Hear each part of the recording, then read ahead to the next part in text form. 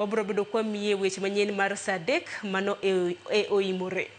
Kopogore gi mano, e kaunti ma Homa Bay, kaunti ma Homa Bay ne oriwore gi gwenge mamoko e dhialo odiechieng komo nyuola, kama ne oyangore ni rema bedo gi winjruok makare e kind joma chuo kod min utegi en achiel kuom gigo mamono mine mathoth rem tiyo gi yore mopogore opogore mag komo nyuola e kaunti no.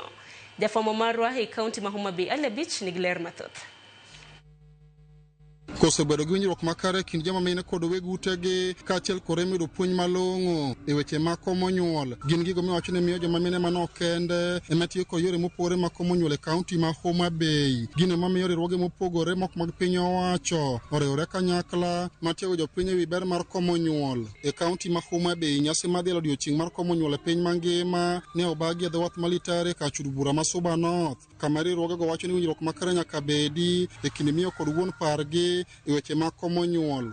Weche mag wach maduong' ka en shida mwayudo e ute waka nikech ka miyo kama miyo odhi komo nyuol ka konyiso dichuo to bang'e no koko wuok kendo koko gi osebedo marach e yore mag ritruok mar ngima.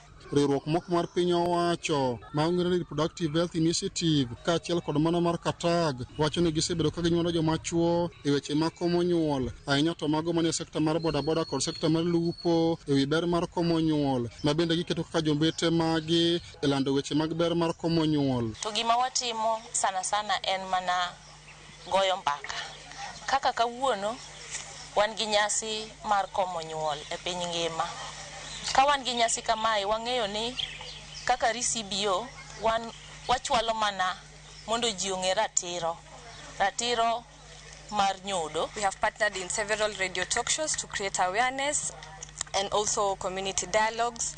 We are looking at empowering the community to be able to know their rights and to have good information and correct information to be able to make informed decisions. Jogo manie sekta mar thieth bende wacho ni atamalo maduong' mag joma chuo ok odich kod gombak e weche mag komo nyuol kod weg utegi kendo ma osekelo gwandruok e familia mopogore. Wago erokamano ne nyamrerwa ma osebet katiyo sana e Homa Bay County ka gidhi nyaka e udi mondo mi giwuo gi jogi sana joma chuo mondo mi gi embrace weche mag family planning kaachiel kod mine magidakgo.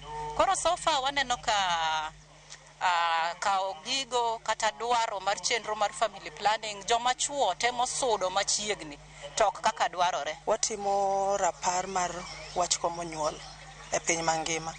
Koro ka wantie e community kacha chande wanyiso mine kata nyithindo kata nyiri ma pod tindo mondo gikom nyuol. Moko kuom joma chuo ma bende osenyuandi weche mag komo nyuol jiwo jowetegi mondo obed ka goyo mbaka kod min utegi e wi ber mar komo nyuol. Komo nyuol en gima ber kaluwore ni okelo yot e family nikech iyudo ka nitiere family moko ma poverty ng'eny, koro ka okom nyuol to nyalo konyo mondo mi jonyuol oyud kaka nyalo konyo nyithindo mantiere moromore gi mapato margi ma giyudo. Kane wago mbaka kaka oganda to ne wayudo ni ber mondo ng'ato kom nyuol mondo mi obed gi ting' monyalo ting'o mayot. Gi sani komo nyuol en gima ber kich omiyo ng'ato bedo gi familia ma onyalo manage in terms of thieth, tero nyathino e school to gi provide ne chiemo.